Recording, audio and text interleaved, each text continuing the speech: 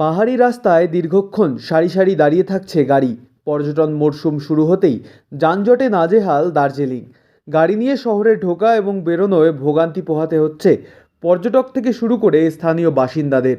শৈলশহর দার্জিলিং মানেই পর্যটকদের কাছে একটা আবেগের জায়গা। প্রতিনিয়ত প্রচুর পর্যটক এই শৈলশহরের অপরূপ সৌন্দর্যকে উপভোগ করতে ভিড় জমায়।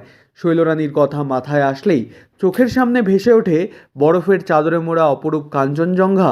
দার্জিলিং হিমালয়ান রেলওয়ের ঐতিহ্যবাহী টয় ট্রেন থেকে শুরু করে টাইগার হিলে দাঁড়িয়ে সূর্যোদয়, আর এই সব কিছুর মজা যদি একসাথে নিতে হয় তাহলে তো অবশ্যই গন্তব্য দার্জিলিং।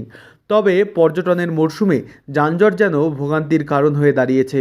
আধা ঘন্টার রাস্তা যেতে সময় লাগছে 1 ঘন্টারও বেশি। পাহাড়ি রাস্তায় দীর্ঘক্ষণ সারি সারি দাঁড়িয়ে থাকছে গাড়ি। গাড়ি নিয়ে শহরে ঢোকা এবং বেরোনোয় ভোগান্তি পোহাতে হচ্ছে পর্যটক থেকে শুরু করে স্থানীয় বাসিন্দাদের। স্থানীয় সূত্রে জানা গিয়েছে, গাড়ির সংখ্যা বেড়ে যাওয়ায় এবং পার্কিংয়ের সমস্যার জেরে এই পরিস্থিতি। এই যানজট মোকাবিলায় ইতিমধ্যেই বহু পদক্ষেপ গ্রহণ করেছে স্থানীয় প্রশাসন। বেশ কিছু রাস্তাকে ওয়ান ওয়ে করা হয়েছে। এই প্রসঙ্গে দার্জিলিং পৌর বোর্ডের চেয়ারম্যান দীপেন ঠাকুরি বলেন, চলতি বছরেই রাজ্য সরকারের উদ্যোগে এবং স্থানীয় প্রশাসনের সহযোগিতায় বেশ কিছু নতুন উদ্যোগ গ্রহণ করা হবে। ইতিমধ্যেই শহরের মধ্যে মাল্টি পার্কিংয়ের প্রস্তাব পাঠানো হয়েছে। চলতি বছরেই এই সমস্যার সমাধান হতে পারে।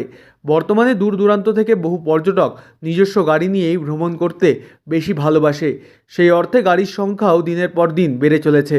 যানজট মোকাবিলায় ইতিমধ্যেই স্থানীয় প্রশাসনের পক্ষ থেকে রাস্তা থেকে হকার্সদের সরিয়ে তাদের অন্য জায়গায় স্থানান্তরিত করা হয়েছে।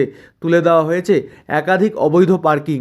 ये जो जाम बोल रहे हो आप, ट्रैफिक का इश्यूज बोल रहे हैं, इसको समाधान करने के लिए पहले भी स्टेप्स उठाए गए हैं। जैसे कि आपका पार्किंग एरियाज बनाया है और मल्टी लेवल पार्किंग बनी है। फिर भी अभी ये जाम हट नहीं रहा है क्योंकि गाड़ी का भी साइज बढ़ गया है।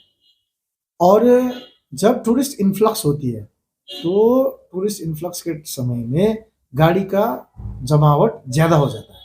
और आजकल फिर क्या हो गया है, फैशन की जितने भी टूरिस्ट आते हैं नियर बाई स्टेट्स से, जैसे कि हमारे बिहार से हुए, जैसे कि तराई एरियाज ऑफ वेस्ट बंगाल से हुए, हमारे ही स्टेट से, और जैसे असम से आते हैं, सब लोग अभी यूपी से भी आ रहे हैं गाड़ी लेके।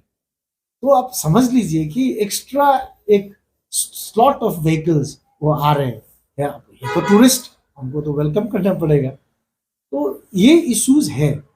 और जब सीजन होती है टूरिस्ट की, उस टाइम में जाम बहुत बढ़ जाता है। अब एक एक घंटा, दो दो घंटा, तीन तीन घंटे तक लोग को जाम में अटकना पड़ता है। जी, अभी स्टेट गवर्नमेंट और हमारे Gorkha territorial administration, Gorkhaland territorial administration, Shri Anil Thapa ji और स्टेट एडमिनिस्ट्रेशन मिल के अब एक इसका सोल्यूशन पे काम चल रहा है। जैसे कि सेंट्रल ऑफ द टाउन में मल्टी लेवल पार्किंग बनाने का, जितने भी इलीगली पार्क्ड व्हीकल्स है जो रोड साइड में है, उन लोगों को कंसोलिडेटेड पार्किंग में रख के रास्ता को ओपन करने का, वो अभी प्लान चल रहा है। शायद ये प्लान एग्जीक्यूट भी हो जाएगा 2025 के अंतराल में।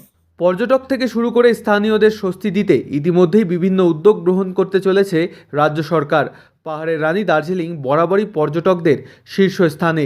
সেই অর্থেই পর্যটনে নতুন করে জোয়ার আনতে নতুন বছরে একাধিক উন্নয়নমূলক প্রকল্প গ্রহণ করা হতে পারে, যার মধ্যে মাল্টি পার্কিং থেকে শুরু করে পরিষ্কার পরিচ্ছন্ন রাস্তাঘাট সমস্ত কিছুই রয়েছে। দার্জিলিং থেকে সুজয় ঘোষের রিপোর্ট, লোকাল 18 বাংলা।